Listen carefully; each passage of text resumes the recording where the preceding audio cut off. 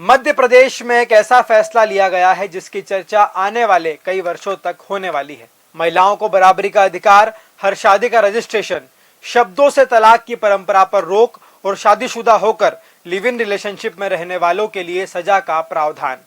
जी हां, मध्य प्रदेश में समान नागरिक संहिता यानी यूसीसी को मंजूरी मिल चुकी है और सरकार इसे एक नए युग की शुरुआत बता रही है। नमस्कार, मैं हूं अक्षत मिश्रा और आप देख रहे हैं पॉलिटिक्स वाला। पॉलिटिक्स वाला, आओ राजनीति करें।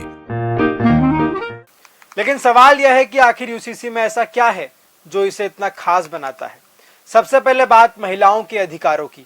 मोहन सरकार का कहना है कि समान नागरिक संहिता नारी सशक्तिकरण और सम्मान की दिशा में एक ऐतिहासिक कदम है। अब महिलाओं को संपत्ति में पुरुषों के समान अधिकार दिया जाएगा, यानी बेटा और बेटी के अधिकारों में भेदभाव खत्म करने की दिशा में यह एक बड़ा कदम माना जा रहा है।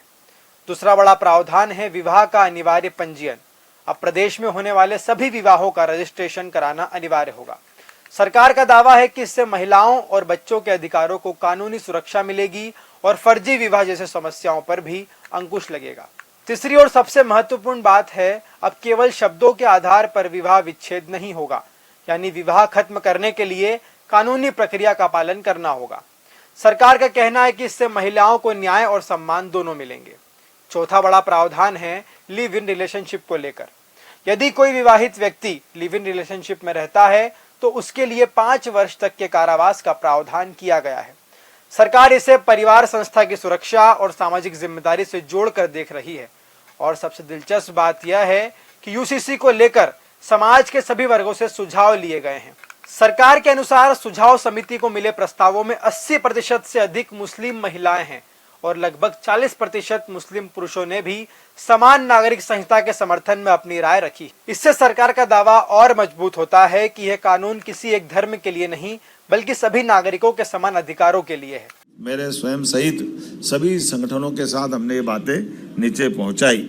जैसा मैंने बताया कि लगभग 10 लाख प्रतिक्रिया हमको इसके माध्यम से प्राप्त हुई और जब ये धीरे धीरे करके चारों तरफ से हमारी बातों का समापन की तरफ हम आए तो आज मुझे इस बात की प्रसन्नता है।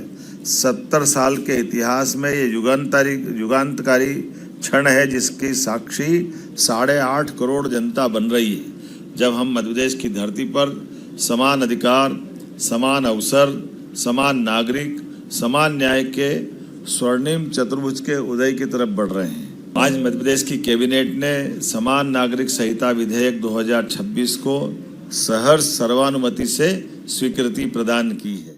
मुख्यमंत्री डॉक्टर मोहन यादव का कहना है कि समान नागरिक संहिता का उद्देश्य सभी नागरिकों के लिए समान अधिकार और समान न्याय सुनिश्चित करना है। सरकार इसे संविधान की भावनाओं को धरातल पर उतारने का कानून बता रही है। तो क्या मध्य प्रदेश देश के लिए यूसीसी का नया मॉडल बनने जा रहा है? यह तो आने वाला समय बताएगा, लेकिन इतना जरूर है कि मोहन सरकार ने सामाजिक सुधार की दिशा में एक बड़ा और साहसिक कदम उठा लिया है। यूसीसी को लेकर आपकी क्या राय है, कमेंट बॉक्स में जरूर बताइए और लगातार जानकारी के लिए देखते रहें पॉलिटिक्स वाला।